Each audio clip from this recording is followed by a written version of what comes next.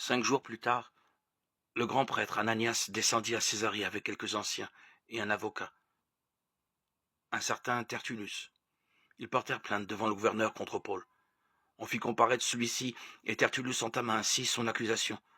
Nous qui jouissons d'une grande paix grâce à toi et aux réformes dont ta prévoyance a fait bénéficier cette nation, nous accueillons de toute manière et en tout lieu ce qui nous vient de ton excellence, ô Félix, avec une immense reconnaissance.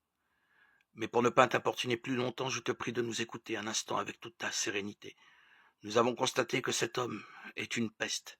Il sème la révolte chez tous les juifs du monde entier.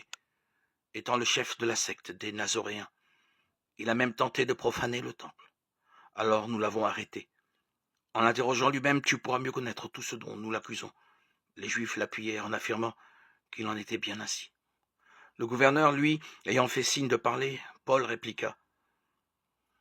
Sachant que cette nation t'a pour juge depuis des années, c'est avec confiance que je présente la défense de ma cause. Tu peux vérifier qu'il n'y a pas plus de 12 jours que je suis monté à Jérusalem pour adorer le Seigneur. On ne m'a pas trouvé dans le temple en train de discuter avec qui que ce soit, ni dans les synagogues, ou en ville en train d'ameuter la foule. Et ils n'ont aucune preuve à te présenter pour ce dont ils m'accusent maintenant. Ce que je reconnais devant toi, c'est que je sers le Dieu de nos pères, selon la voie qu'ils appellent une secte. Je crois à tout ce qu'il y a dans la loi et à tout ce qui est écrit dans les prophètes.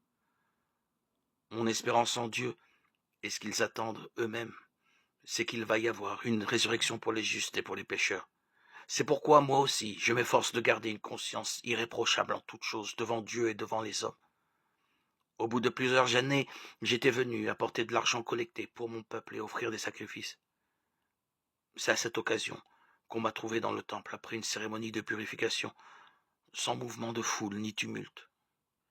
Il y avait là des Juifs venus de la province d'Asie, qui devaient se présenter devant toi et m'accuser s'ils avaient quelque chose contre moi.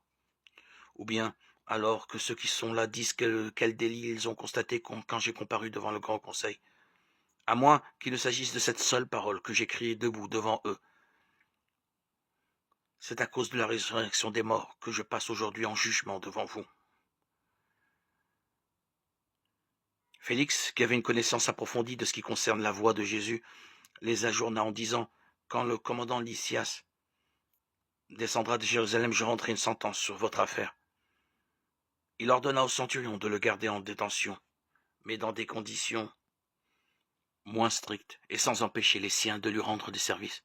Quelques jours plus tard, Félix vint avec sa femme Drusille, qui était juive. Il envoya chercher Paul et l'écouta parler de la foi au Christ Jésus. Mais, quand l'entretien porta sur la justice, la maîtrise des instincts et le jugement à venir, Félix fut pris de peur et déclara « Pour l'instant, retire-toi. Quand j'aurai le temps, je te rappellerai. » Il n'en espérait pas moins que Paul lui donnerait de l'argent. C'est pourquoi il l'envoyait souvent chercher pour parler avec lui. Au bout de 2 ans, Félix reçut comme successeur Porcius Festus. Voulant faire plaisir aux Juifs, Félix laissa Paul en prison. Acte 24, 1, 27.